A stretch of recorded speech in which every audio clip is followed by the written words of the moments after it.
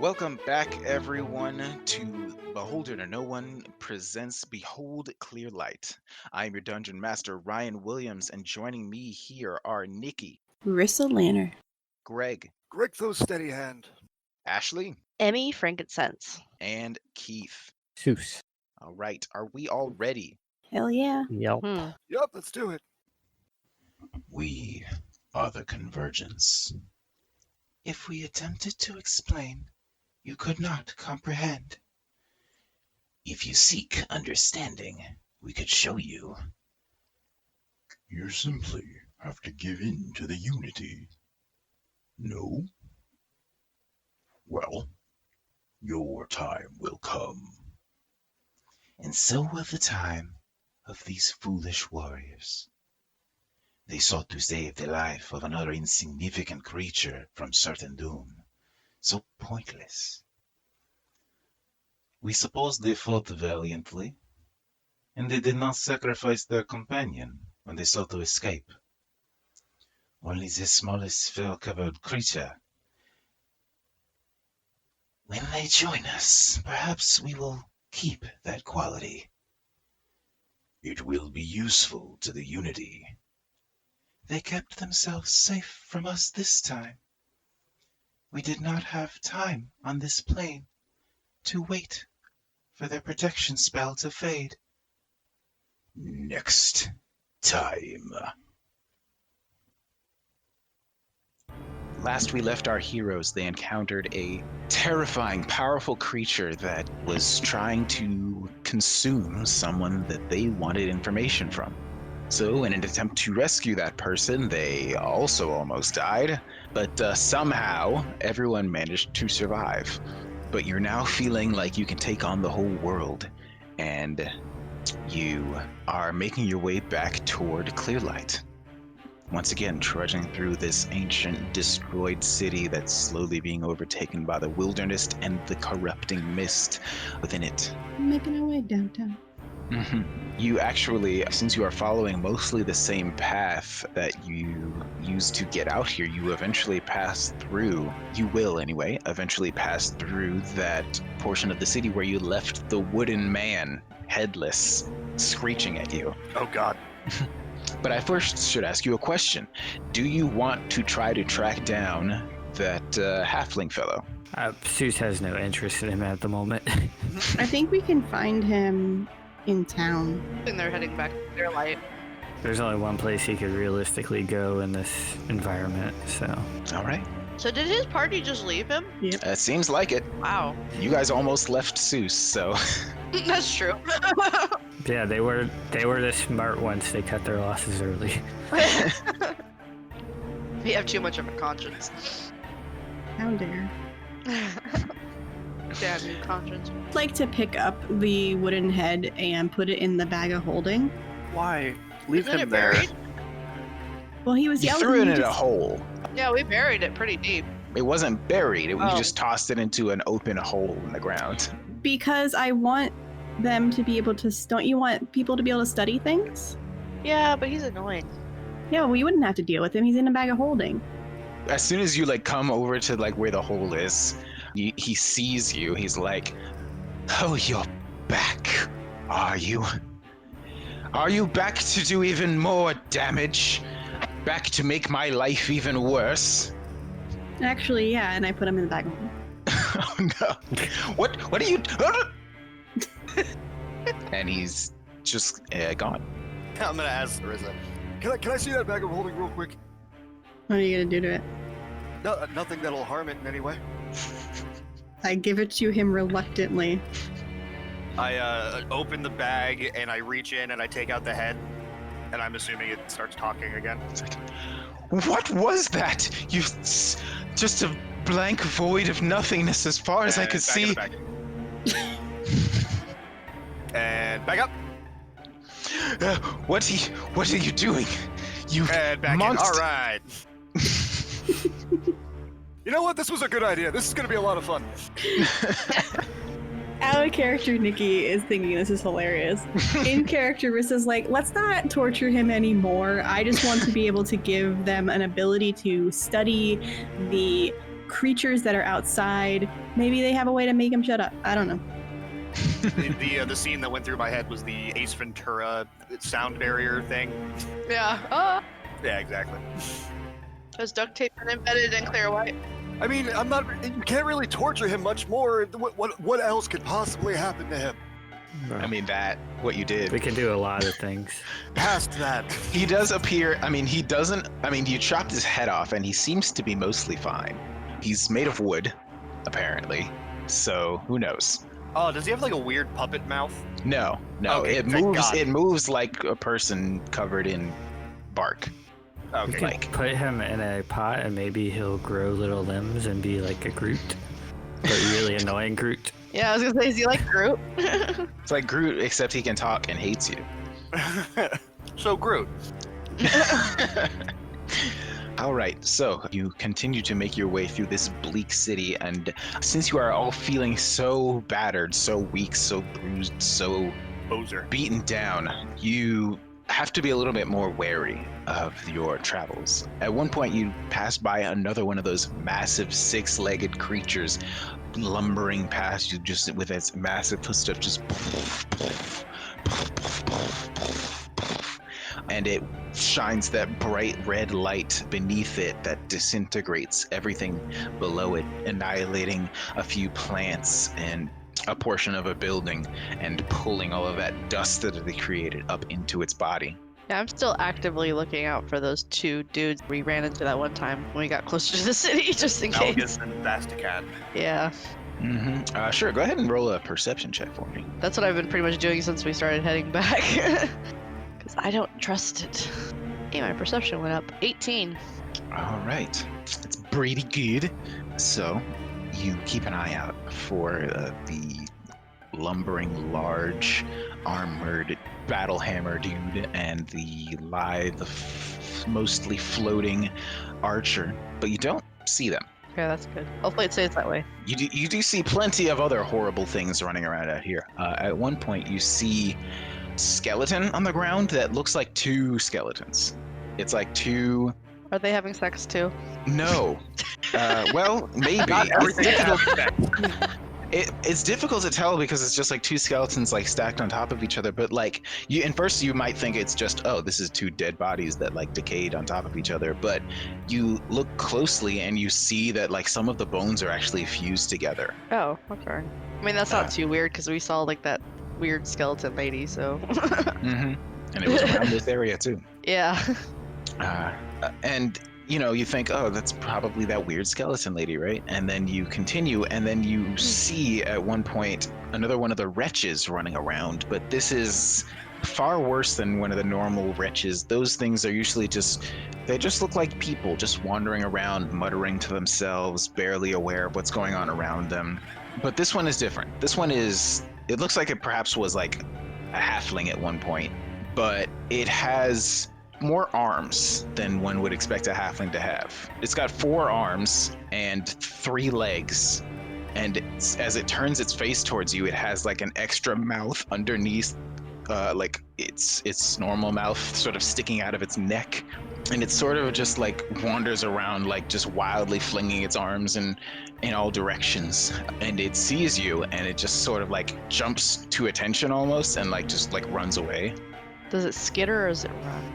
It runs, but it runs in it looks like a drunk because it looks like it's struggling to stay upright. It looks like 2 bodies have been merged into one in a sort of haphazard way.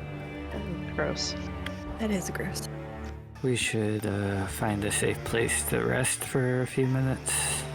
How close are we to the city? You've gotten to the point where you can see it a little bit more clearly in the distance through the mist. You can basically always see it because it is so bright.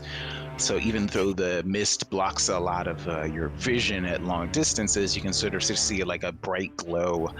And especially since it's so tall, it goes all the way up to the clouds overhead. You feel like you've still got a few more hours of travel to make it back there, but you're getting relatively close. Is it been long enough to take a long rest, or are we close enough that we would reach there before then? Okay, no, yeah, you will get back before it's like makes sense to like take a long rest. Okay.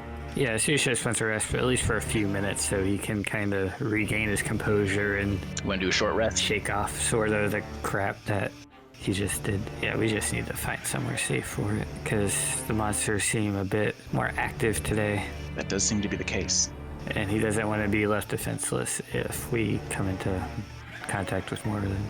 If you give me 10 minutes, I can cast as a ritual the Yemen's tiny hut, and we could take a short rest. I don't know what that is, but it sounds good. Yes, you do. I've cast it before. Yeah, have you? Okay then. If you're gonna go through the process of casting that, why don't we just do a long rest? Yeah, that's Just discussed it. We're close enough that a long rest we'll have to spend overnight. We could reach town before we reach a point of actually having a long rest. Seuss is only at 10 hit points though, so he just wants to do a short rest to get some healing in. Okay. I mean, I guess that's fair, but it seems a little wasteful to me to just use the Leon and Tiny Hut for a short rest. It's a ritual. It's not spending anything. It's 10 minutes time. Oh, that's fair. All right. So you know what? Roll an, I will say, investigation check, Rissa, to find a safe place. I'm so good at those. Somebody helping me search? Certainly somebody could. I could help. Fantastic. Did you want me to roll or do you want to roll? Because I have a +3 to investigation. Yours is higher. Okay, so I'll roll at advantage. Yeah. All right, that's gonna be a 20, dirty 20. Cool. So you spend a little bit of time like searching around. You sort of like Seuss sits down on an old bench and it actually crumbles underneath him. He's like, ah, fuck. But just move some of the pieces out of the way and just sit down and rest for a second while Rissa and Emmy spend a little bit of time searching for a safe place. And you do find a mostly intact building. I mean, it looks like it was once like an old church, and standing in front of it, like sort of worshiping, are a couple of those wretches. A few of the gray-skinned zombie-like people they're not dead, but they're being kept alive by some sort of necromancy.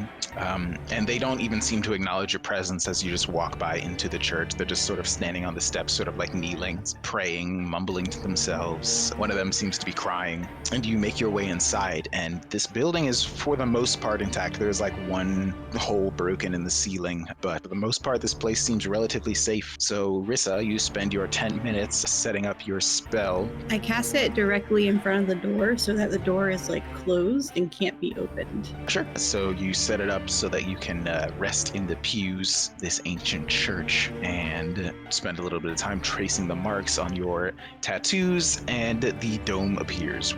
And the rest of you make your way inside and just finally relax for the first time in what feels like a day that's lasted a week. Yeah. Oh, thank God it doesn't smell like pew in here. I'm shaking my head at you for those listening. I think we all are a little bit. I'm shaking my head at myself. It's okay. So you spend an hour tending to your wounds, resting your achy muscles, and just generally taking a much needed break inside the relative safety of this dome. About, I'm going to say 20 minutes in, one of the wretches that's just sort of like standing outside, because the dome is right up against the door so you can still see outside. Two of the wretches actually standing outside, or kneeling outside, I should say, are just sort of bowing, praying, mumbling to themselves, and then they just sort of shake and jitter. It looks like they're glitching almost, although your characters wouldn't really know what that means. Bethesda strikes again. Yeah. And they get thrown into each other. They combine, leaving all of their clothing like just in a pile on the ground where two of them were standing. In the spot between them, they just mash together and become another one of those horrid looking multi-limbed creatures with too many eyes, too many mouths. And it looks like they are like their bodies are sort of rejecting this. Like it looks like they're constantly trying to pull apart from each other, like glitching, superimposing over each other.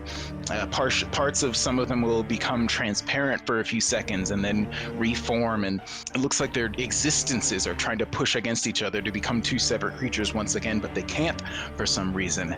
And you see emerging from around a corner a strange thing. It's difficult to even call it a creature. but it is definitely, it's gotta be some sort of living creature, but it looks like so many living creatures on top of each other. It looks like so many different things existing in the same spot. You can see like giant long spined tails. You can see arms sticking out at odd angles, but none of them are fully opaque. You can see through them.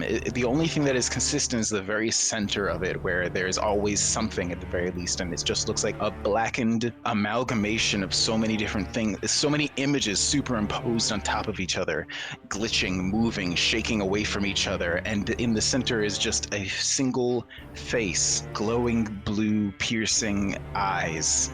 And so you just see that face floating with a million different limbs poking out, receding, vanishing, and reappearing on top of each other, all existing at once. And you can control whether things can see inside your dome. Yep. And you would normally choose to not have anything be able to see inside. You normally make it the same color as the mist so that you can sort of blend in from a distance and things might not be able to notice you. But this thing, as it walks past the church, having just combined two of these wretches outside, just looks directly at you, Rissa, straight into your eyes. And you can hear what sounds like many voices, all speaking at once, taking turns speaking perhaps. And it's difficult to understand at first, but then it sort of coalesces into a single voice that says, Ah, you must be the ones who confounded the others. You resist the court for some reason. I do not understand. We do not understand. We can make you whole. We can bring you into the unity. And yet you seem to fight us at every opportunity. and you see just like a bolt of blue energy just fly out at it and it crash against the dome, scattering, and all you see is the two eyes and just the many different limbs poking out in all directions. Sometimes it looks like a dragonborn is standing there, and then at other times you'll see a halfling's arms stick out of the sides. It just looks like so many things all at once trying to become one thing. Do we all hear that voice, or is that only... Okay. No, you all heard that, but it was looking directly at Rissa in the eyes. Nah, I don't like it. I'm just gonna stay in the dome. You sure it can't get in here, right? Not unless I want it to, and I definitely do not want it to. Yeah, me either. It just says, Well, no matter. The time will come, eventually. and it turns away from you and looks at two more of the wretches on the steps of the church, and the two of them just glitch, shake, and then combine once again, leaving all of the clothing that they were wearing in piles and just becoming a single creature that's an amalgamation of the two of them. And the two creatures that it has now created, the two gestalts, if you want to call them that, stand up and sort of follow along behind this many-limbed, many-bodied creature. And it turns away and just leaves. I ask Kai if she recognizes that monstrosity. I will analyze my memory of the creature to see if I understand what it was doing. Give me just one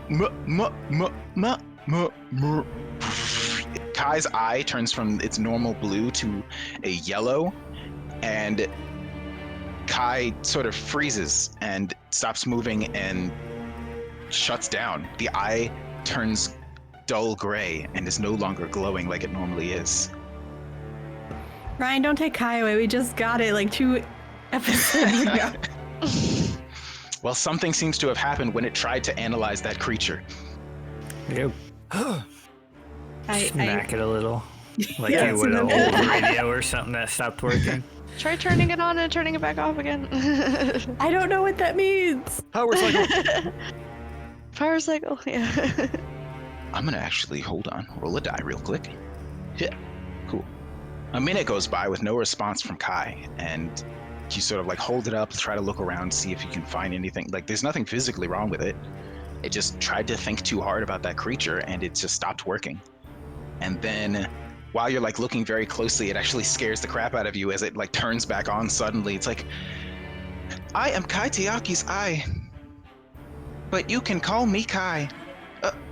Wait, I see. Huh. The fuck just happened? What do you see, Kai? I think it is best if I do not analyze that creature. You think? Are you okay? That is not from the Shadowfell. I can tell you that for sure. That is not a creature that I recognize from any plane of existence that I am aware of. Are we saying like CR20, something we definitely shouldn't take on? I am unable to determine its power level. I am sorry. It is difficult to understand. There's so many Dragon Ball Z jokes that. I know, I was about to say, My head. I was about to pull it. It is at the very least 9001. But Kai says, I think it is best if I delete the memory of that creature from my mind. If I think too hard about it, it causes all of my mind to try to focus on so many things at once, and I might have been destroyed if I had not had the sense to restart. That's fair. Can you do that for us too, perchance? I wish I could delete that from my memory. It was a horrendous sight. I will mark that a strange creature was here and that I should not analyze it. But if you ask me about it later, I will not remember. I apologize. Don't. We wish we could forget too. Are you doing okay, Kai? I mean, I'm not really a doctor of I guess whatever you are, but I can, if there's anything I can do to help, I can make you feel okay. Do you know anyone who works maintenance for Hawthorne Magical Industries? No, but I know some pretty good engineers in Clearlight that might be able to help. That would be best. I think I am okay. I appreciate your concern. Okay, just wanted to make sure. Unfortunately, I can't do anything to help you, but Kai's eye goes like yellow again and says, memory deleted. Oh, I wonder if I can do that. Then it turns back to blue again. I mean, I have ways I can help you with that, Greg, if you really want. Help me with what? Forgetting things. Why?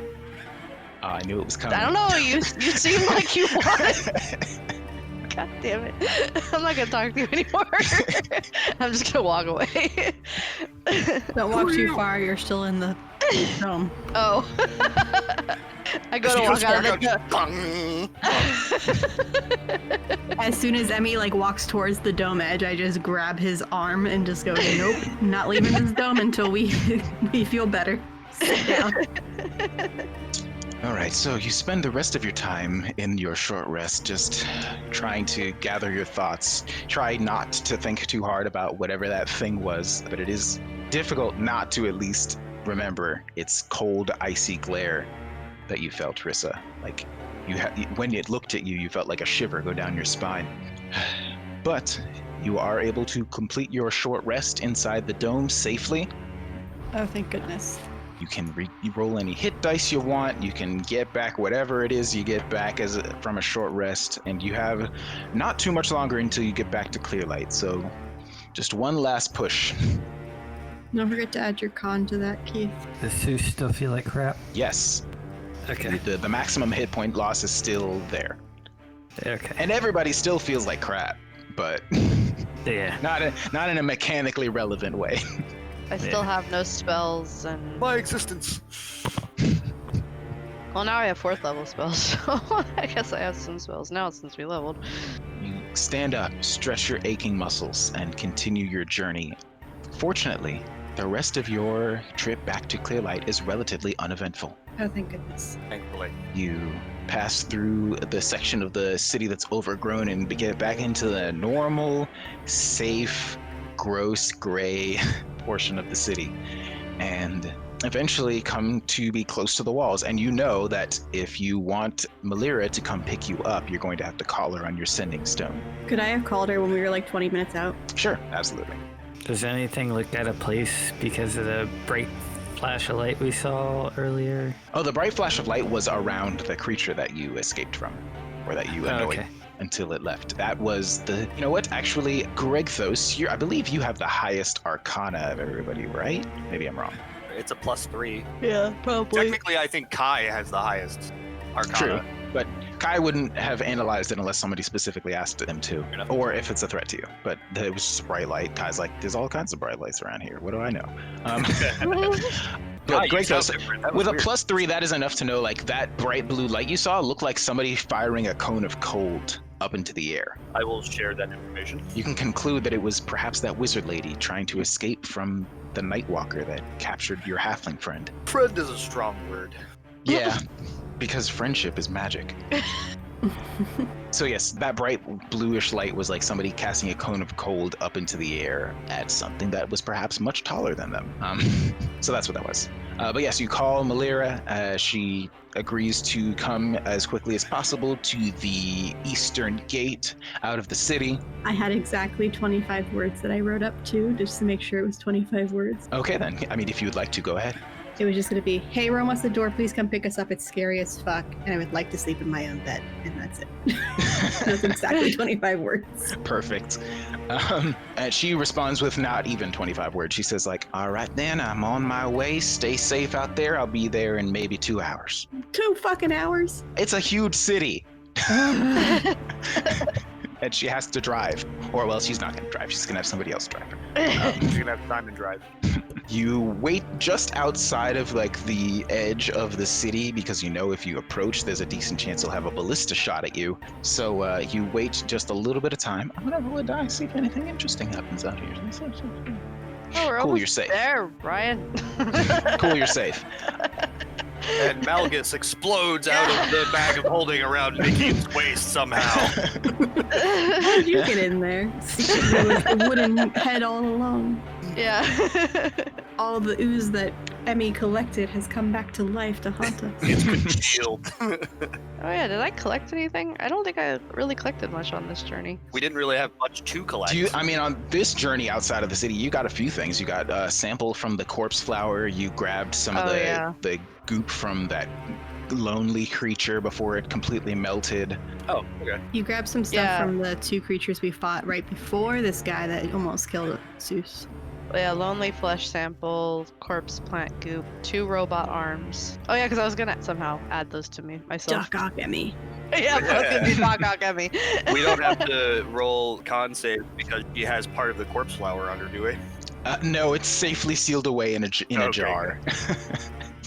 Careful of that. Just for future reference, you have been within 10 feet of the corpse flower for a long time. To no effect, but important. It's very important to me that These you know. are very thick vials. You'll be okay. Double tempered glass.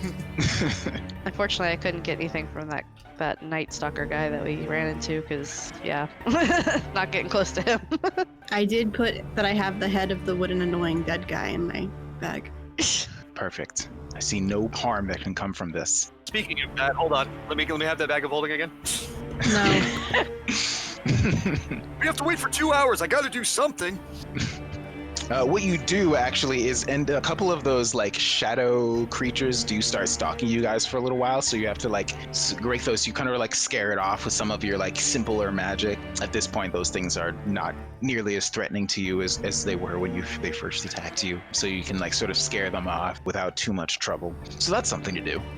Because you know that just sitting still in this place for 2 hours, like things are gonna come investigate and probably try to eat you. It's just you've gotten lucky enough so that nothing that's capable of coming and eating you has done it so far. Yeah, I'm probably helping him, scaring him off with like sacred flames. So I'm just doing my little finger gun thing, and it's like pew, this ray of light, pew, ray of light. Perfect, love it. Eventually, the lights of the city walls that are like pointed out in all directions, you hear voices calling out from those lights surrounding the gate, and the gate starts to grind its way open, like. And you are welcomed inside. And by welcomed, I mean there are a small amount of people here protesting that you're even being allowed back in the city. But Malira has arrived with her very fancy crystalline automated rover, otherwise known as a car. Hey, nice. And the driver is here just to usher you in. And Malira actually is like walking, she's like wearing her finest all white pantsuit once again that she wears a lot of time when she's coming out representing you and yourselves. She has a bright white umbrella over her head, and you can see like a rotten tomato has splattered itself on it. she's just doesn't seem to even acknowledge that the people are shouting at her. She's just like, all right, y'all, let's head on in. And she ushers you into her vehicle, and you are all able to make your way inside. It's kind of cramped in here, having all of you in this vehicle. It is probably not meant for this many people, but you peel away and make your way back towards your sort of home base back in the Valionar quarter of the city. Malira says to you, sitting in the crystalline automated rover, otherwise known as a car, and she just looks at all of you up and down and says, well, I hope you don't mind me saying, but you all look like shit. You look like shit too. Yes. Well, all right, I understand tensions are high, that's fine.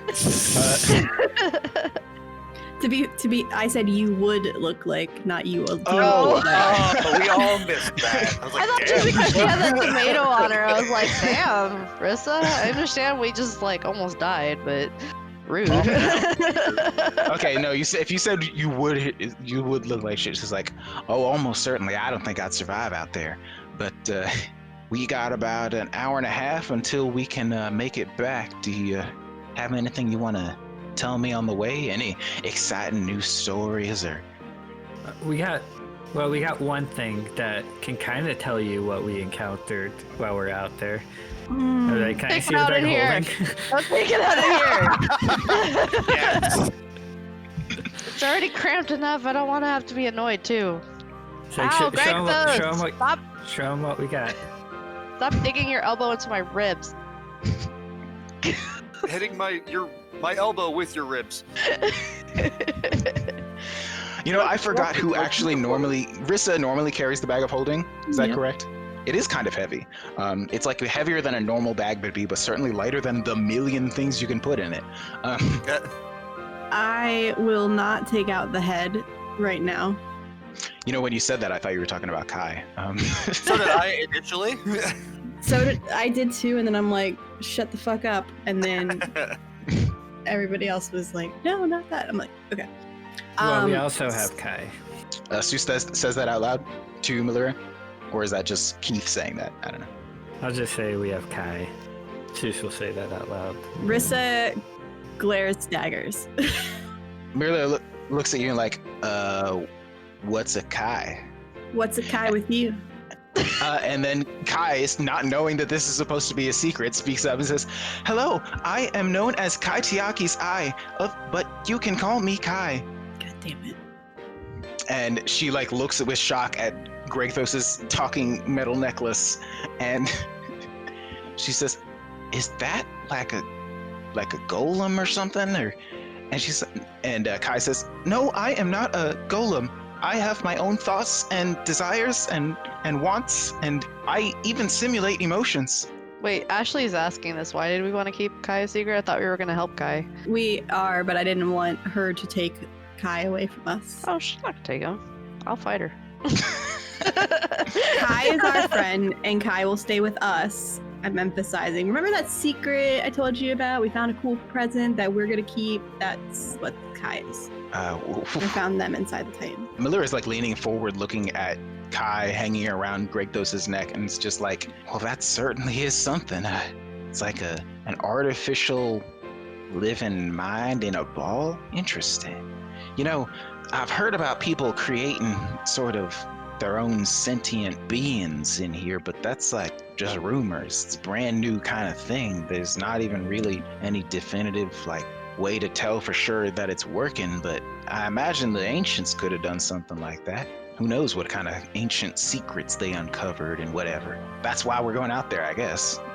Also, there's like a creature that's so dangerous that it almost broke Kai, but also us. But also, I'm kind of terrified of it. But also, there's a lot of creatures out there that actually I'm terrified of. Well, I imagine so. But one I think is the BBEG. Just saying. I'm sorry, but it's the what? I'm bad at acronyms, so I don't know. I couldn't think of another one. Big bad. I was thinking big bag like end game. I don't know. Big bad evil guy. There you go. That's what it's supposed to stand for, but I was trying to think of what it would stand for in game. Big, bogus, evil, giant. Don't break your brain. This is the next hour of this episode is us trying to come up with an acronym. I'm so bad at acronyms. Certainly hope so. Malira says, well, I mean, outside the walls of the city, it's just absolutely packed with terrible things that I'm sure would love to snack on all of our bones at the earliest opportunity. I agree with that statement. I mean, I've seen you get through. I mean, you've told me about all kinds of terrible things, and this is something. These things you saw are even worse than that. Yes. All right. Well, This one's caused two creatures to merge into one, completely destroying their original existence, from what we could tell at least. that is deeply unsettling. All right. I think we should make sure. Let's get back to our headquarters before we continue. I need some tea to have with this conversation. Otherwise, I am going to be. You know what? Forget the tea. I'm gonna have some whiskey. I was gonna say.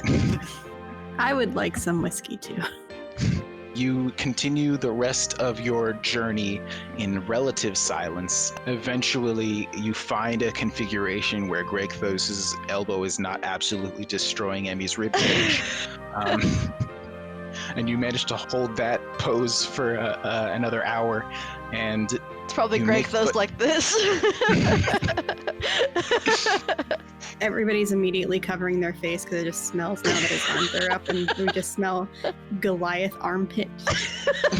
yeah, I never mentioned it before, but all of you just like are gross. You've been sweating, and it's I the have- worst. The wand of prestidigitation, so Oh, I'm true. clean. I'm And also that was could- Emmy. You could clean everyone else.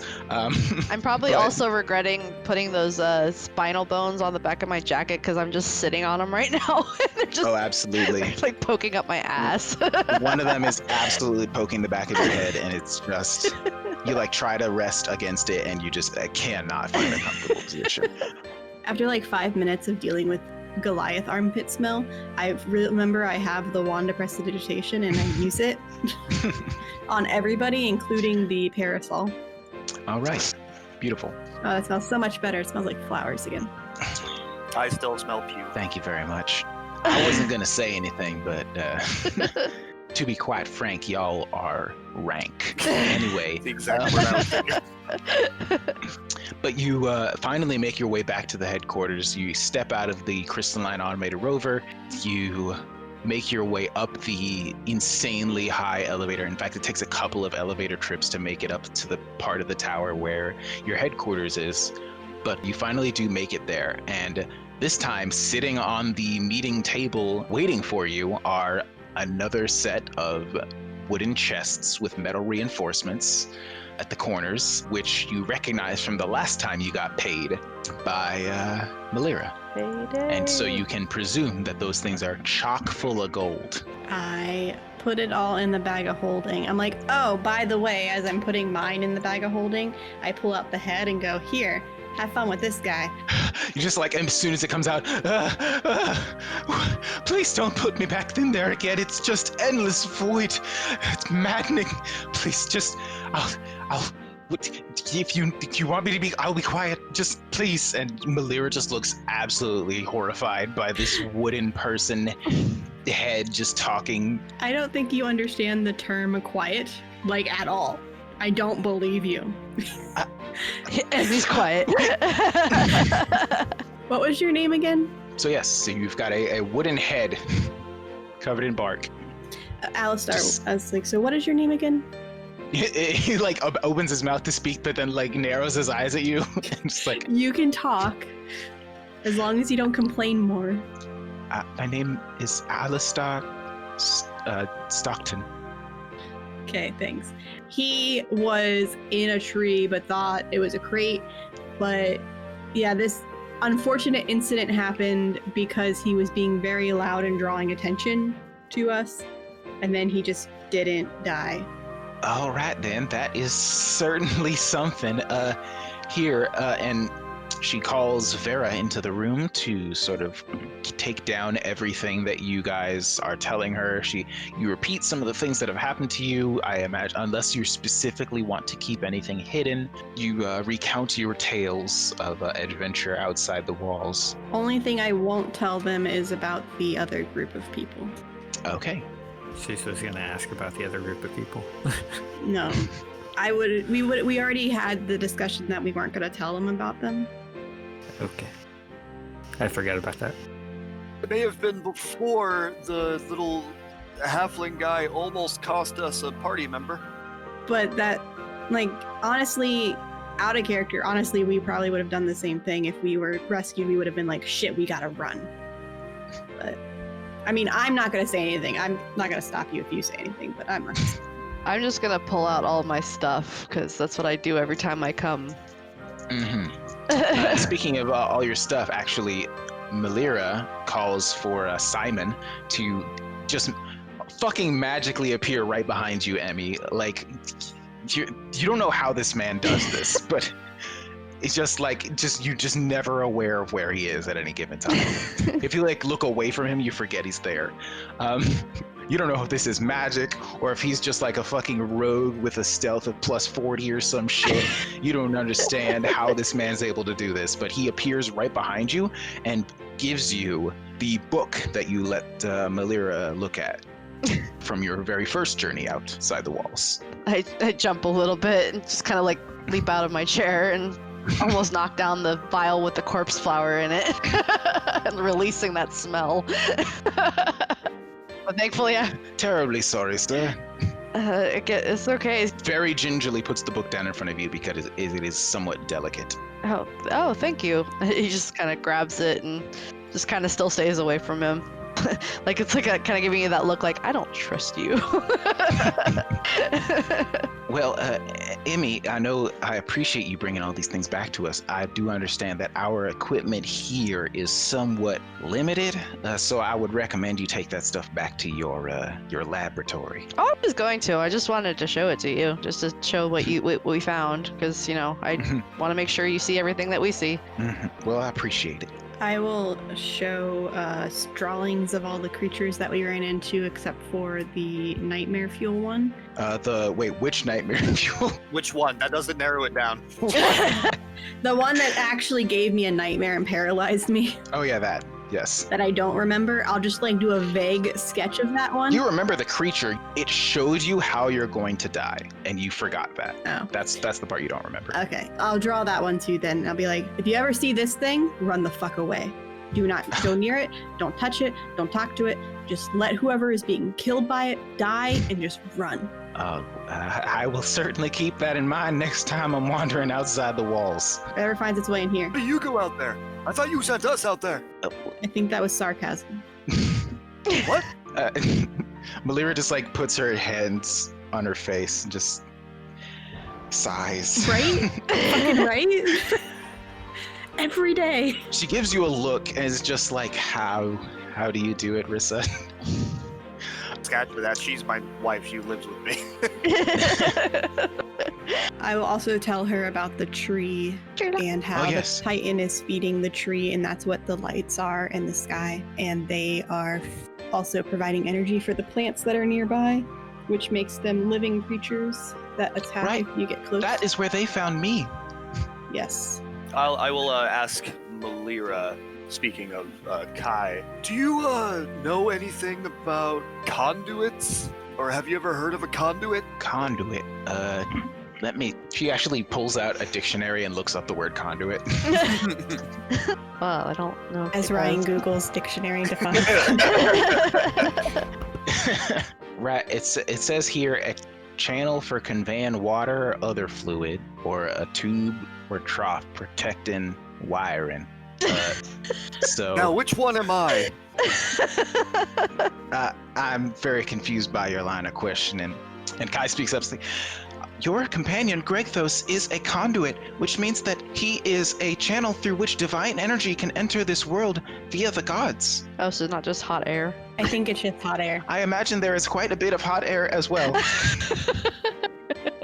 And Melira's like, well, that's very, there's a lot of folks who would say that the gods have abandoned us in this world covered in darkness that we live in. Kai says, "It is troubling that none of you seem to understand the conduits. It means that the energy powering the titans that protect the world have not been maintained." That is troubling. And, well, if the Shadowfell is taking over this world, well, there can be no good that comes of it. Normally, the way that would be prevented is through the divine energy of the gods, but if that is no longer the case, then I am not entirely sure what can be done about it. We just need more conduits. Perhaps. Although, Grektos, are you a cleric? Do you have a connection with divinity? No. No, I'm not a cleric. No. I was trying to figure out if druids also technically have a connection to divinity. You would imagine that some would say yes. I mean, nature, cosmos. Nature magic is considered a form of divine magic, Okay. but it does not come from a direct connection to the gods themselves, but the gods' creation, the earth, There you go. the world. So Kai, listen to what the other voice that you also speak like said. That's the answer. Ah, so handsome. Way to pat yourself on the back there, Ryan. Oh yeah, just absolutely sore from the pounding on my back just now. Kai, well then, perhaps there is some way we can establish a connection. I will have to search my memory banks. Are you following any of this, Malira? Not a lick of it, actually. I mean, I understand the very basics of like what magic is and shit, but I don't know how planes of existence work or anything like that. I just want to know what's going on outside the walls and if there's anything that can be done about it. I'm just a concerned citizen, really. So what we did learn was all of the undead that are taking over most of the land are caused by the mist. The mist is caused partially by the siphons that we found, but I think other things are also causing it to make it worse. If we get rid of the mist, then we could get rid of the undead issue. Also, most of the creatures are coming from a mix of the Shadowfell and what was the other plane? I think it might have been like the Astral Sea was mentioned or something like that. And potentially the Astral Sea. Huh. Well, like I said, I don't fully understand exactly how the planes of existence work or anything like that, but maybe with what we've gathered and have some time to think about it, we can try to understand what exactly. I'll have my researchers get on it and try to figure out if the Shadowfell is like leaking into our world or whatever, then maybe that's some place to attack, some place to start. I don't know. Vera, you getting all this down? And Vera's like scribbling madly on a piece of paper, like I'm doing it. I'm just give me a second. She's just writing what the fuck over and over again. Anyone who looks at her paper is like, it looks like garbled nonsense. It's like a shorthand specifically made to keep up with conversations that is not English, but it's meant to be like transcribed later so she can write super fast. Nice. I don't think going to the Shadowfell will work. We have to figure out why it's coming here and stop that. Right. That makes perfect sense to me. And if those are the things that are coming through to our side from the Shadowfell, I don't even want to try to imagine what else might be over there. Right. And in the first place, like, so what, these siphons are pulling this the Shadowfell stuff's coming from the siphons? Is that what you're saying? No, I think it's unrelated. Because we noticed, out of character, inside the Titan that things were not, the dead were not affected by the mist. Right. There was no mist inside the Titan. Yeah. So, and we know that the mist is necromantic and it had the same properties as the siphon. Is that accurate? I'm sorry, what had the same properties as the siphon? The mist. When you found like a location where a siphon was, the mist was coming out of it. Okay, yeah, okay. So just making sure my thought process. It was coming from a hole in the ground where the siphon used to be. So I'm just making sure my thought process was accurate.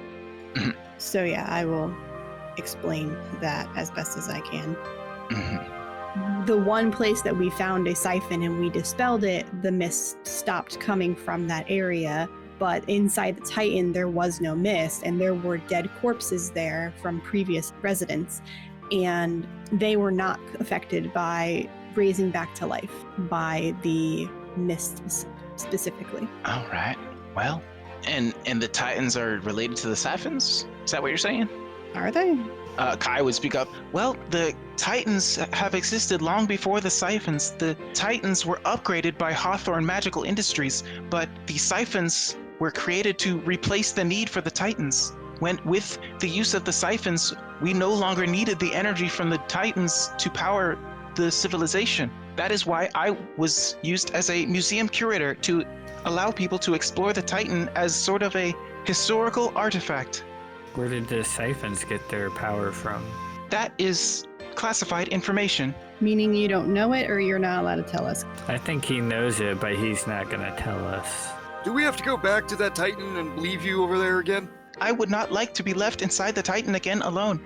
It has been a very long time since I was able to speak with anyone, and it was very lonely in there. Oh yeah, we do have somebody he could talk with constantly. Okay, first off, we all need to stop threatening Kai, because Kai is a sweetheart. Yes, stop it. I'm not. Kai is our friend. You just threatened to leave Kai back at the Titan. We're trying to get information, and he's not providing us with the information we request. I am unable to give away Hawthorne Industries secrets. I'll ask Malira if she knows anything about Hawthorne Industries. Actually, now that I think about it, I'm gonna have her roll a history check. She's pretty good at that. Let's see if she rolls well. No. Yeah. I don't know if your confidentiality is like patient information, but normally when they no longer exist, it's okay to divulge that information. And Hawthorne Industries does not exist anymore, as far as we know. I apologize. Even if I desired to give you this information, I am unable to do so. I like to think of myself as at least a thinking being, but there are certain rules that I still must follow. Do we know of any Deckers in town? Wrong system. Oh wait, that's from Shadowrun, isn't it? Those Yeah. are like hackers, right? You know, artificers. Oh, we do know artificers. Yeah. Artificer might be able to release that lock he seems to have on it. Can we find somebody that can do research on Hawthorne Industries for us, Malira? Absolutely. You got that, Vera, right? And Vera like looks up like from the page and is like, yeah, I can do that. Well, it does sound vaguely familiar to me. I might have read about it somewhere. I don't know. I'll have to look into it. I got quite an extensive library at my disposal, so I'll take a look. But in the meantime, I suggest y'all explore your own methods of research as well, cast a wide net, so to speak. Yeah, I would want to contact some of my doctor contacts to see if they might have any type of idea of the best engineer that exists, because I'm sure that we have people that we have work on medical equipment and stuff, so I'm sure they'll know a couple people that we could talk to. It's not full of packed with artificers, but there are a couple of artificers in the in your mad scientist guild. I will also mention to Emmy that we should have Kai look at the blueprints that I gave her a long time ago. Oh yeah. Because he might be able yes. to figure out what we could do with those. I forgot you had told anyone about that. Yeah, I gave him the Emmy a long time ago just because he looked like the smart one. And I could kind of understand him, but I don't know how to build things, so... Right, it seems like we might need an artificer on our side. It seems to be what you're saying. Got a few contacts around here. I can, here, how about this? And she, writes down a name and an address and slides it over to Grathos. And she says, this is somebody that might be willing to help you out. I'll take the piece of paper and open it, or I guess I don't know if she folded it or not, but I'll look. Yeah, she did fold it in half, and the name is Ozzy Mackham, and it's an address that is in the Valianar Quarter, not far from here. Okay. But here's the thing.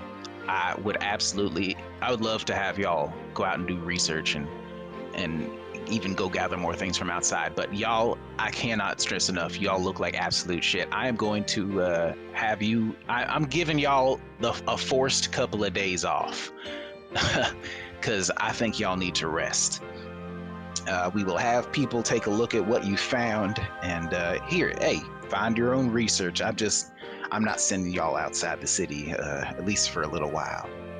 Y'all have had a quite a rough week, from what I can tell. You have no idea. I wouldn't even begin to guess. That's why I hired you. And she like sort of like pats one of the chests that she left for you that's sitting in front of you, all of you on the table. By the way, anyone who opens it will find inside 2,000 gold for each of you. It is heavy. Nice. And they all come with their own individual locks and keys on the front. Fancy. Yeah, she's rich people. She's that rich. A lot of gold. I need to buy some diamonds. Yes, you do. First thing on the list, go buy some fucking diamonds right now. All right, well, let me see. I do have business to attend to, so please, go rest. Take some time. Maybe do some research, too. Do whatever. I'll give y'all a week. How about that? And we'll meet Okay. up again here in a week. Sound good to you? Sounds good Yeah. to me. Works for me. Zeus will ask her, what's the closest temple nearby? He needs to see a cleric. For worshiping? I chop liver? Like, No, a better cleric. What the hell are you trying to say? I mean, can you fix this? What? Out of character, his max HP issue. Oh, yes, Like, do you- maybe. I don't know what's going on, but it feels like I'm 20 years older and it hurts a lot when I do blink. Does lesser restoration fix that? No. No. Here, but you can go ahead and make a medicine check. Okay. I was curious as to when you said fix this, what did you gesture at? Just you as a person? Yeah, basically, like I was just moving my arms, like my whole body, like it hurts when I blink. I got a natural Ow. 20, and that's a 26.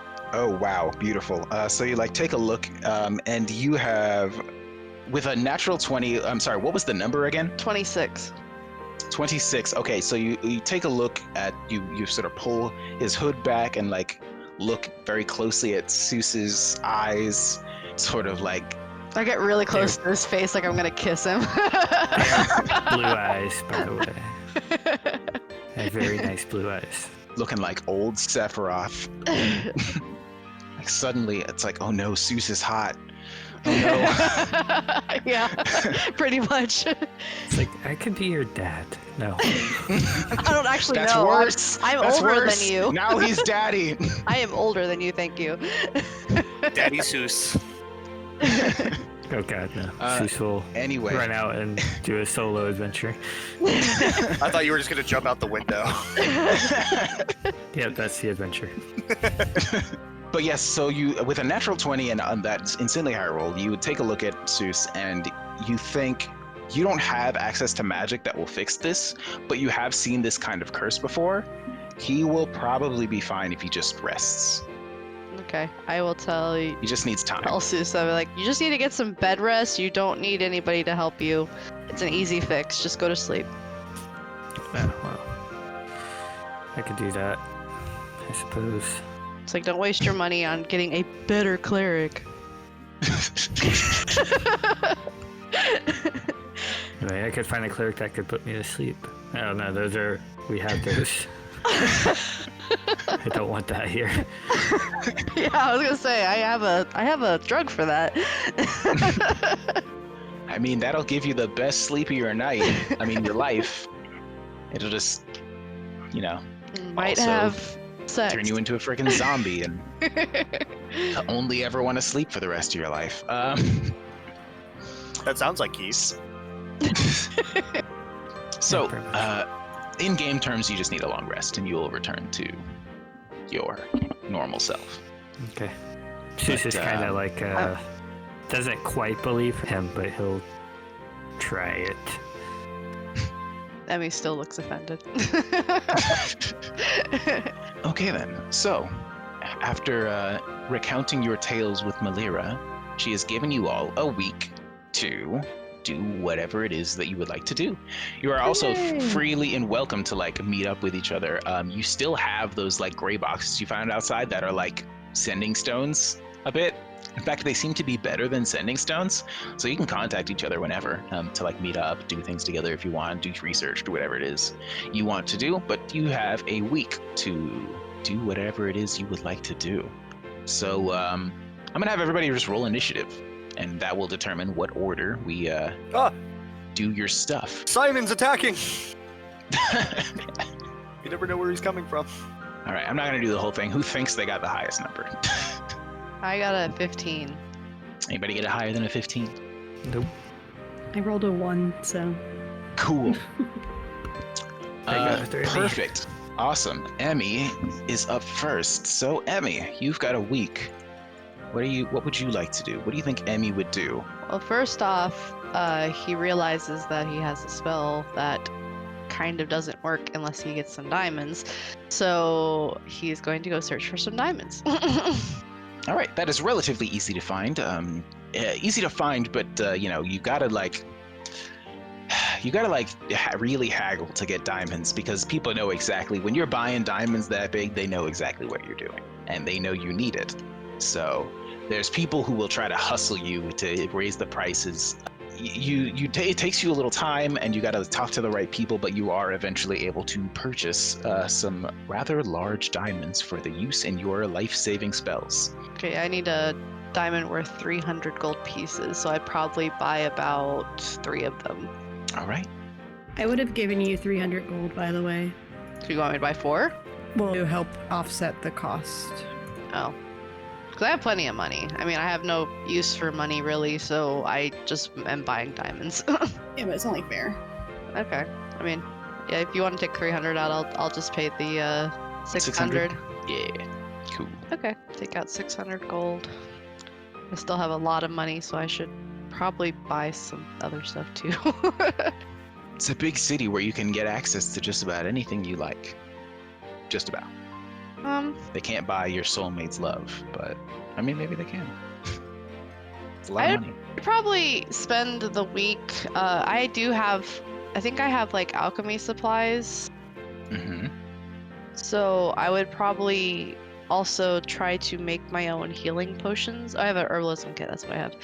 So I'd probably be able to try to see if I could make some healing potions in that time too, because I'm sure I'd have all the equipment that I needed at my... How about you roll for me a medicine check and also an arcana check. You have the money for the supplies, and you have the time. My medicine check is a 22. Beautiful. But my arcana is probably not going to be as good. Yeah, that was a 6.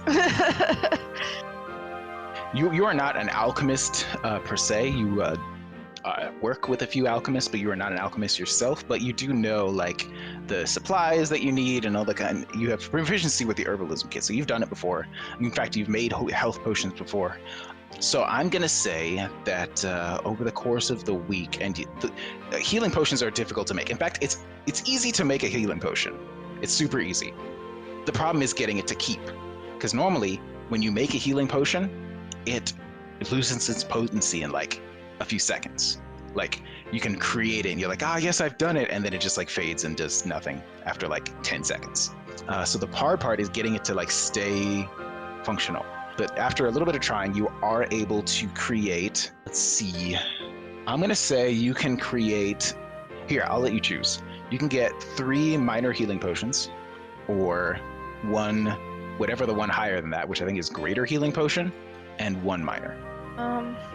I'll do the 3 minor, because I feel like overall it would be more helpful to have the 3 of them, because if I need to, it would just be useful to get people up if I have no more healing spells. True. Cool. So over the course of the week, you can do that. So what you have to do is like very slowly, like you have to go into your lab every single day and like re-add a few ingredients to like a potion cauldron that you have that is kept on very low heat constantly, and you have to keep going back every single day, stir it, add some more stuff, go back in the next day, stir it, add some more different things. So it's a long, drawn out process, but you are able to create 3 functional healing potions. Okay. Yay. I mean, I know that pretty much keeps me pretty busy, but would I have any time also, like while I'm doing that, to study any of the stuff that I got? Absolutely. That's like a thing that you have to go in and do every day, but it doesn't take like a super long time to actually do. So a potion takes a week, but it doesn't take the whole week. You have to like do it a little bit at a time. Okay. So I would probably also analyze the vial of corpse plant goop and the lonely flesh sample. All right, just what I was hoping you would do. Beautiful. So, you have access to your lab, right? The first time you go into your lab, you find your parents waiting there for you. Oh. I probably walk in and they're probably standing right there and I just walk right past them not realizing they're there. And your mother is just like in shock and your father is just like, Emmy, you're What? just gonna walk past us Oh, after we have to hear about you running around outside the city from other people? You scared your mother half to death. I thought I told you guys. Maybe. Did I? I don't remember. Sorry? Come here. And your mother like pushes past your father and just like hugs you. She's like, I'm so glad you're still okay. Just this inconsolable, just I'm just looking very awkward, like looking around, like not knowing how to react. Just stiff-armed. and your father is just glaring at you like you just can't do that. You can't just go wandering around doing, just does he like looks like he doesn't even know what to say. He's just like, we have been so worried about you. We heard you were running around outside the city and we come here and we don't find you. And the cookies that your mother baked have gotten cold and hard already. And your mother is still just like crying and holding on to you. Just I'm sorry.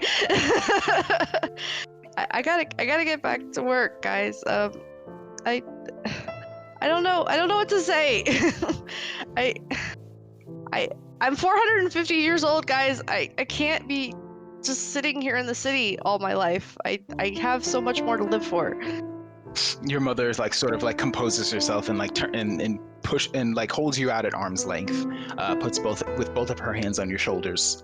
She's like, we know, hun. We know. Just please, just promise us you won't be going back out there again. I can't promise you that. I need to go out there. I need to find a way to help the city, even if it kills me. I know you worry about me, but this is my calling. I'm the best doctor the city has. If I don't do it, no one is going to, and we will be stuck here forever, trapped in the city, never being able to see anything but walls.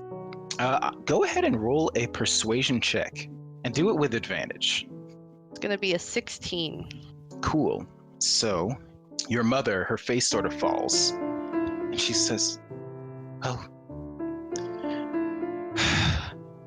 fine then. You're a grown man. You can do what you must. Just please come back to us safe. I am going to go home and make a lasagna for dinner. I hope that we will see you tonight." And she leaves. And your father just stands there and sort of like glares at you for a second and just like points at your mother like, you see what you do? But he doesn't say anything. And he sort of like looks down at the ground for a moment and says, "Well, we're glad you're safe." And then he leaves, following your mother. And I just kind of yell out. I was like, I'll come for dinner. I'll try." He just kind of looks down and just goes back to work. Kind of sad. Feels really bad that he constantly forgets about his parents. Great. You've got a variety of magical instruments and non-magical instruments as well to like analyze samples of all different kinds of creatures and people. And so you basically run the gamut on all of these different, you put all of the samples you have through as many different tests as you have the supplies for.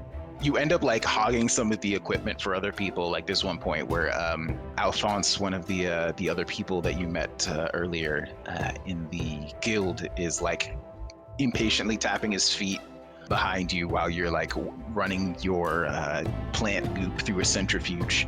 But one thing catches your attention.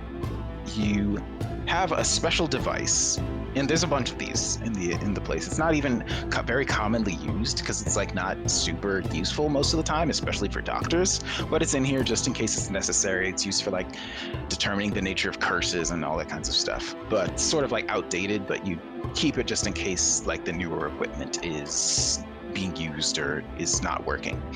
But this thing is a device that allows you to look at the magical nature of something very closely. Sort of think of it like detect magic under a microscope. Okay. In the things you look at, you notice something very odd.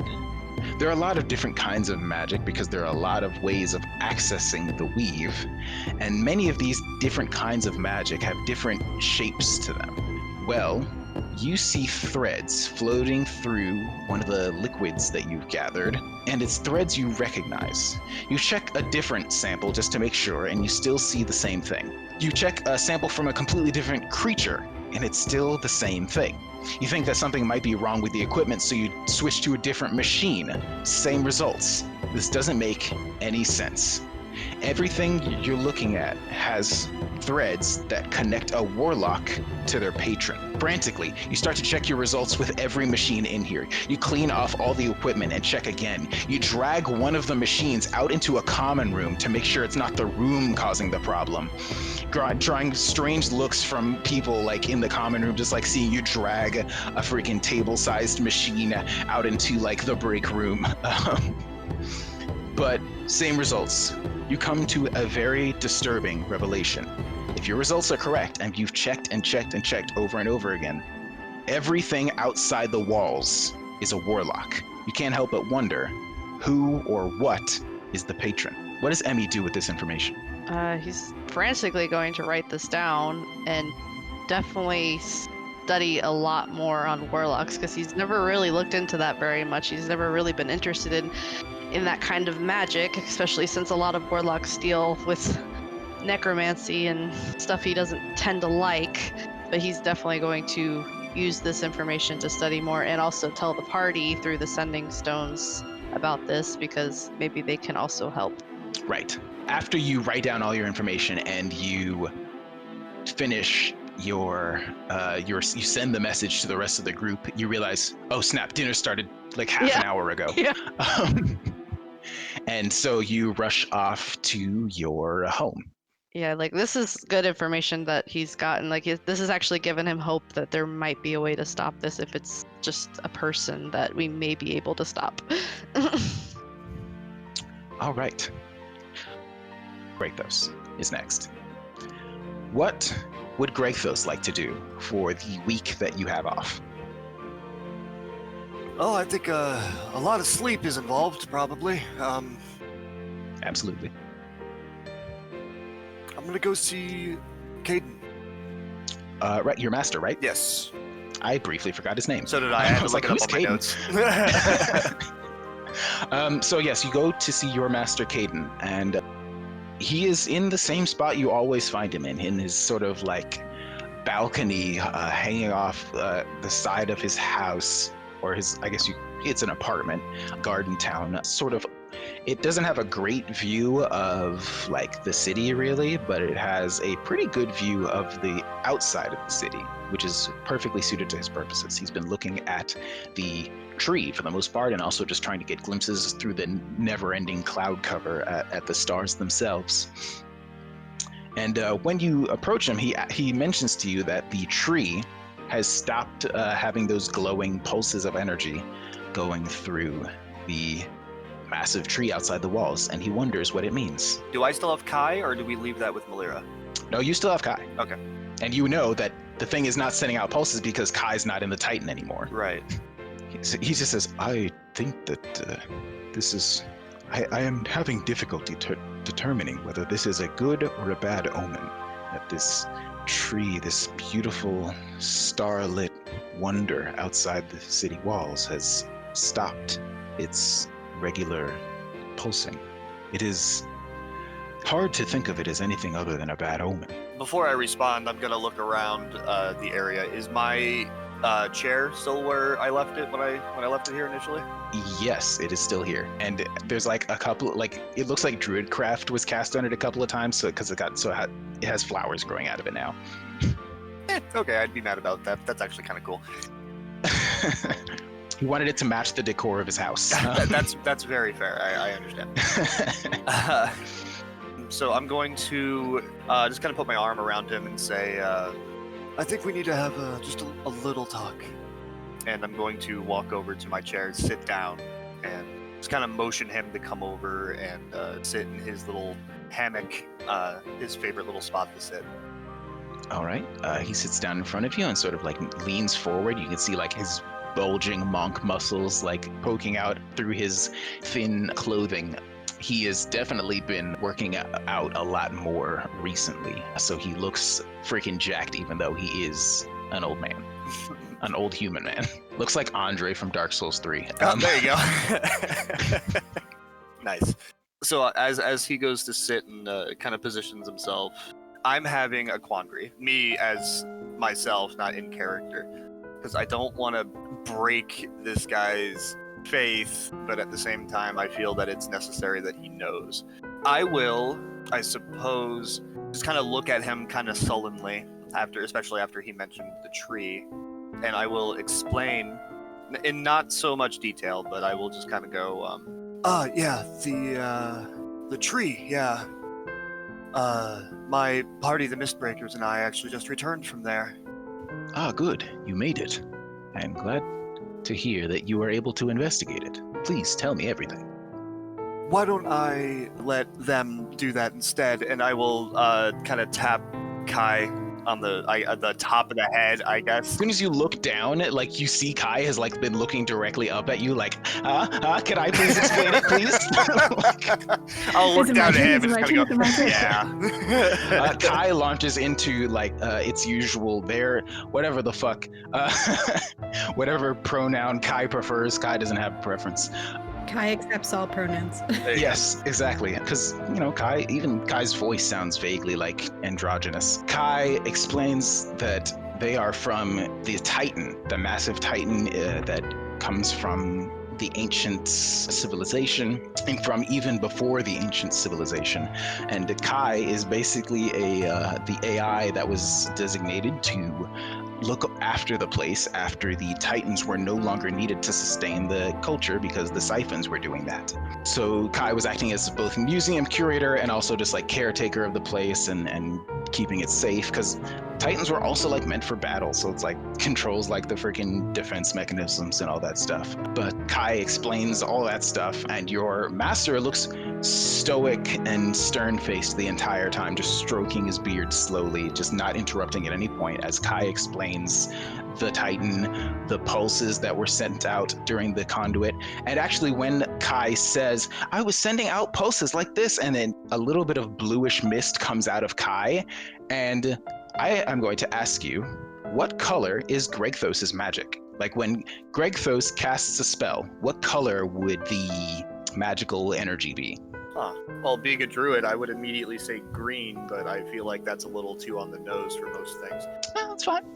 It could be green would make sense, like white would for starlight might also make sense. I always imagine it being that really pretty midnight blue color, like the color like people do when they do galaxy stuff. It's like that bluish black. I like that. Yeah, we'll do a deep blue. All right. So Kai pulses out like sort of like a little bit of light blue, bright white blue mist comes out of Kai, and both you and your master both start like a deep blue steam starts rising from both of your skin, like your shoulders and the top of your head. So like it looks like colorful steam is coming out of both of you. And Kai immediately interrupts their own explanation and says, "Oh, it appears that you are also a conduit. That is wonderful news. The more of you that are here, the easier it will be to make contact with the divine realm." And your master sort of looks just down at his own hands that are like letting out this like dark blue steam and says, very interesting. So we are a channel through which divine energy enters the world. Very interesting.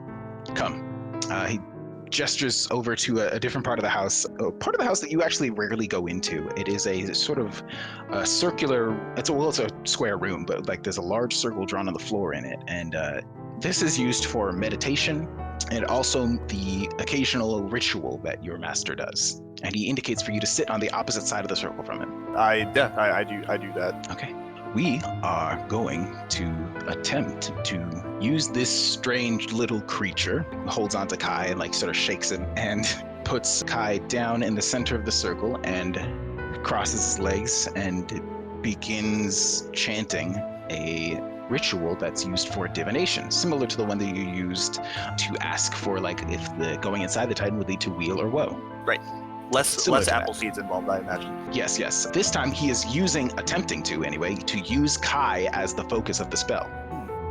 Okay. You sit there for a pretty long time, like 10 minutes, just like meditating, thinking about Kai, thinking about the stars that are always giving you omens, and thinking about whatever lies beyond the divine gate. And We may have had to restart the ritual once or twice because I actually fell asleep. It's been a long week. you know it's totally fine to fall asleep during the ritual. Like it's part of it. Oh, okay. Well, if that's the case, I'm all about it. It's sometimes you do this just to get in a good nap. But at some point you realize you seem to have fallen asleep, but you're like dreaming. And in this dream, you feel a darkness surrounding you completely, but not just an absence of light, but it's a suffocating force. You feel like you have somebody sitting on top of you, even down to being able to like feel skin and muscle and fat and sweat rubbing up against your skin. It feels like you are completely blind because somebody is sitting on you. I swear, if I wake up and Master is sitting on top of me, I'm going to be very upset. Whatever it is moves rhythmically against you, as if it's whatever is suffocating you is breathing itself. You try to move around in this space in your vision, and you see a glowing silver thread in the darkness, and it's the only light you can see, thin as a spider web. And you look down at yourself, and you are both yourself and your master right now. Oh God, it happened. So the two of you together reach out and pull on that thread, and it doesn't budge, not even a little bit. And you pull again, still no movement. You get ready to try again, but this time you feel something pull back from wherever this comes from. And that's when you hear voices.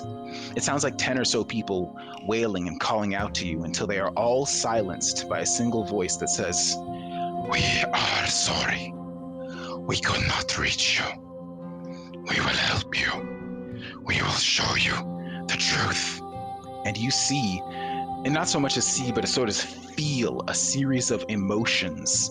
And you see stars, you see constellations in your mind's eye that represent different things that your master has interpreted to mean certain things. You see the constellation that indicates greed, and then pride, and then a secret that's uncovered, a pact made with little understanding, fame, fortune, but then disaster, a cover-up, secrecy, and then finally, calamity, death. You focus all of your ki and whatever other magical energy you have to try to break through whatever this barrier is that's keeping you from the voice that's helping you, but the thing sitting on top of you is too heavy for you to move. You take a deep breath, you open your eyes, and you just see Kai and your master sitting in front of you. Okay, in front of me. Oh, thank God. Yes. Not on top of you. Okay, good. You are sweating, and it feels hotter in here than when you closed your eyes. What the hell was that? I do not know. And Kai's like, "Did you see something? Did you perhaps receive a message from the divine realm?" We received something. I don't know how divine it was. All right, and that is where we are going to move to someone else. Seuss, you have a lot to think about. You almost died. More than once. Yes. And so whenever you want to think, you always seek out solitude. And you know one place that always is great for seeking out solitude. The old underground maintenance room that you found at the edge of a subway tunnel right before a cave-in. Mm-hmm. Nobody ever goes in there. There's a lot of superstitions about this one particular tunnel for some reason. but you never believed in any of that. And it's been great for the most part. You can bring in some candles and light the place up and just sort of sit, think, and just be alone. And so this time, though, feels different. Something feels wrong. As you walk down this darkened tunnel, it very quickly, like the light shining from the city behind you, darkens, and that's normal. It's always very dark down here, and you don't mind. You know that you can walk through this place with your eyes closed if you wanted to. You've walked down this tunnel many times, but this time you feel like you're being watched. You keep looking over your shoulder and trying to listen for anybody following you, but nothing reveals itself. You just spent just under 3 days outside the walls in the mist, and it must be having an effect on you. You feel like you're being stalked all the time just because you've been stalked for so long. And as you make your way to the very end of the tunnel, you see the familiar cave-in and the very edge of what looks like an ancient machine sticking out of the cave-in, and just on the right side you see the door that you uncovered by moving a few of the rocks. But this time, the darkness in this cave is deeper.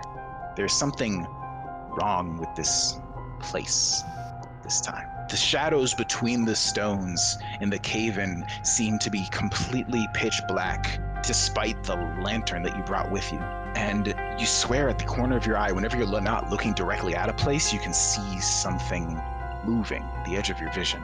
And then that's when you hear...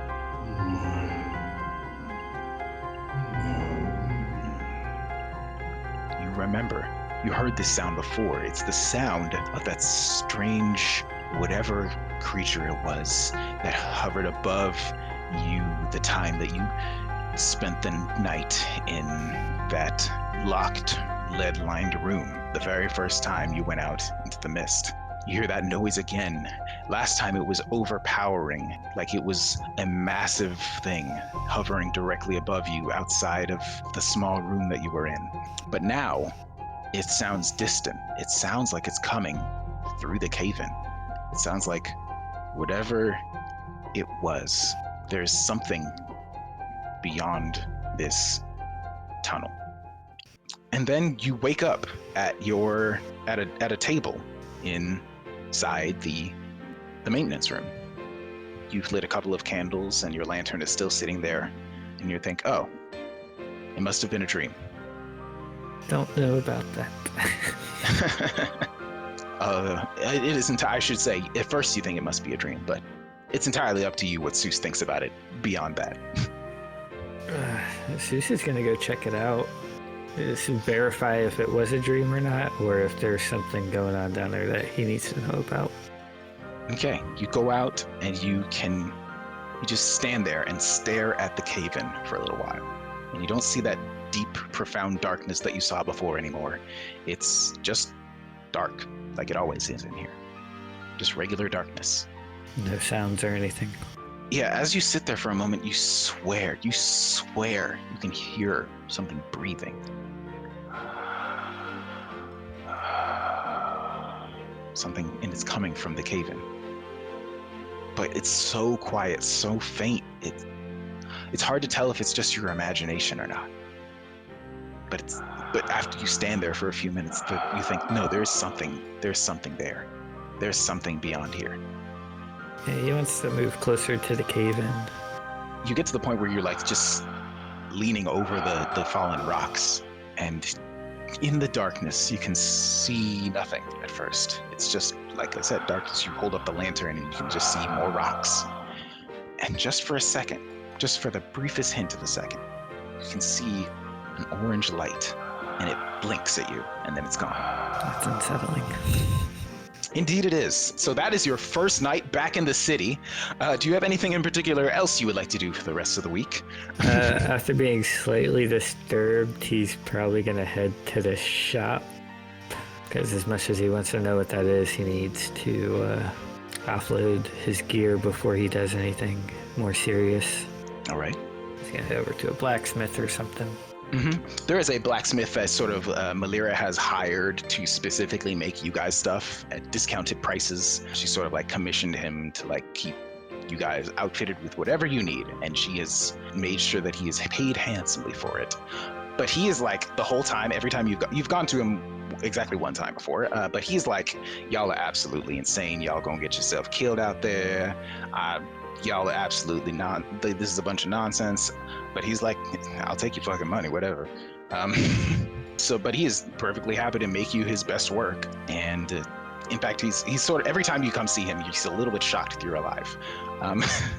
So Zeus. Yeah. So what are you trying to get from him? Well, first he wants to sell his old sword and an old suit of armor he has, Okay. which is just Easy a enough. scale mail and a longsword +1. All right. That can earn you a pretty decent amount of coin. The longsword +1 especially, like this, a magically enchanted blade. Most people aren't willing to give up these kinds of things. Yeah, but he has a better sword now, so there's no reason to carry 2.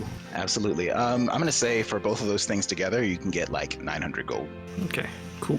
And then he will look around for anything that is more sturdy than plate mail. Is there anything more sturdy than plate mail in D&D that, without going into magic stuff? Other than magical, no. Yeah. Well, he has access. He can get to things that are magical for you. Like he is not an enchanter or an artificer or anything like that, but he can get to those kinds of things for you. So if you want, he can secure you +1 plate mail, but that's going to take a little time. Or maybe like some sort of cloak that has more defense than the scraps he's wearing at the moment. Oh, if you're looking for like an enchanted coat, Like a cloak of protection. perhaps. In fact, you have both the influence from Malira and fuck tons of money. He can find that for you. He says give him like 3 days. He can find that kind of thing for you. Alrighty. I have mithril scale mail, extra mithril scale mail if you want that. I don't know if that's better though for you. Nah. I don't think so. I mean, it's quieter. than Yeah, his it's current quieter. armor. Yeah, the mithril part is better, but the defense is less. Yeah. So I need to get rid of that. Forgot. he will put down the down payment on the cloak of protection, just as a sign of good faith and stuff, and to make his job a little easier.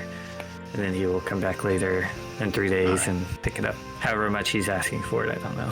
Let's see. Probably, you know what? He would probably just be able to trade you for the weapon that you've given him. So try to just be another He'll do that. 900 gold. Zeus, you are able to secure your cloak of protection. Alrighty. It will just give you a +1 to your AC And saving throws. and saving throws. Yes. So next we are going to go to Rissa. What would be the first thing Rissa would do on her first day off? Check in with her mom. Oh, absolutely. Though she's probably going to try to sneak around her dad so she doesn't have to fight with him because she wants to talk to her in private. Sure. What's your stealth bonus? +3. You can do it. I'm not going to even make you roll. You are able to sneak back into your house. You have the key. Your parents' place anyway. I don't know actually if you live in a separate place. I don't know. That's up to you. But you have a key and you manage to sneak into the house. Your father is in his office. So you are able to locate your mother sort of tending to a couple of the flowers sitting out on the balcony. And she turns around to see you and says oh, hello, darling. It's good to see you. Hey, Mom. How have you been feeling? Oh, today is not a good day, unfortunately. I'm feeling very tired today. But, it's always nice to see you. That's enough to put a little pep in my step. Excuse me. I haven't seen you for a few days. I've been wondering what you've been up to. I wanted to tell you the truth about that, and I don't want you to worry. So promise me you won't freak out, because I'm taking every precaution. All right, that's certainly not very reassuring to hear, but I will do my best. Have you heard about the group of people going out inside of the walls? Oh, yes, I have heard about that. It seems very dangerous, very strange, but...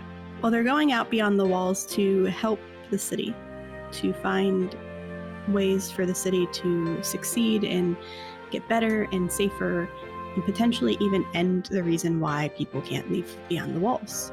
Right, that's what I've heard. Are you saying... I'm one of those people. Oh, well, that is... Wow. Oh, Rissa, and she pulls you into a hug. She's like, I'm so proud of you. Look at you. Excuse me, sorry. Wow, it's just, my daughter going on grand adventures out in dangerous lands. That is something else, isn't it? Wow. I don't want you to worry. Oh, I know you can take care of yourself. Don't you? Of course I'm going to worry, but, I trust you. I know you know what you're doing. And don't tell Dad I told you, because he'll flip out. Your father would flip out about anything, I suppose. But he's, he does it out of love. Understatement. So I'll spend like a couple of hours with her, probably eventually run into her dad because of whatever, but she'll purposely not try to start any fights or anything. Oh, by the way, I had one of the doctors came by to see me a little while ago, and it was one of them that I haven't seen for quite some time. I thought it was odd that we switched to other doctors long since then, the last time I saw him, but he came to check on me for some reason. Have you contacted Foyas recently? Do you remember him?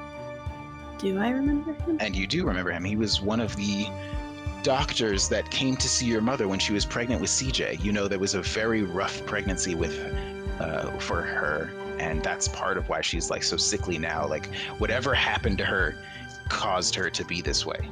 Dr. Foyas visited you? Yes, I thought it was odd. And Rissa, I would like you to roll an insight check. Best fucking time to roll well, Jesus Christ. 21. You have a fucking brain blast. The voice of the hooded figure you saw outside, that was Foyas. That motherfucker. The man you saw outside the walls was one of the many doctors that came in to see your mother when your mother and father were trying to have another child. When your father was obsessed with having a male heir, he called in many doctors to find out why your mother couldn't conceive another child, and Foyas was one of them. Now, why would a doctor be outside the walls, hiding his face and wandering around in the mist? Very strange. That's where we'll end our session. Damn it. No, so if you have one more question, go ahead. That was it. I was just like, the only other thing I wanted to do in character over the course of the week, but that's a good place to end it, I wanted to see if my father knew anybody who worked for or used to work for Hawthorne's Industry. That is something we will have you research at the start of the next episode. Okay. I just wanted to say it so I didn't forget. Right, cool. Put it in your notes. Make sure you ask me about it because I will forget. Good shit, Ryan. Good shit. I am doing my very best. Your very best is very good. Dr. Foyas, I got my eye on you. He's got his eye on your mom. I mean, he Gross. did. It's just a statement of fact. Gross. We don't need to hear any side comments from Daddy Seuss over there. Thank you so much for checking out Behold Clearlight, our Dungeons & Dragons 5th edition actual play game. This world was brought to you by Ryan, played by a group of friends who are just looking to have fun and share our love for the tabletop world. Every other Thursday, we will release a new episode of Behold Clearlight. On the off weeks, I join other members of the TTRPG community, and we play mostly non-D&D games and as one-shots. You can also check out my random discussions on topics on the D&D and TTRPG world with guests on Mondays. If you enjoyed this, please don't hesitate to reach out on Twitter at BeholderToNoOne. Also, give us a review on iTunes or Podchaser, and follow us on Podbean, Spotify, or wherever you listen to your podcasts. Keep being awesome. We'll see you next time. Bye.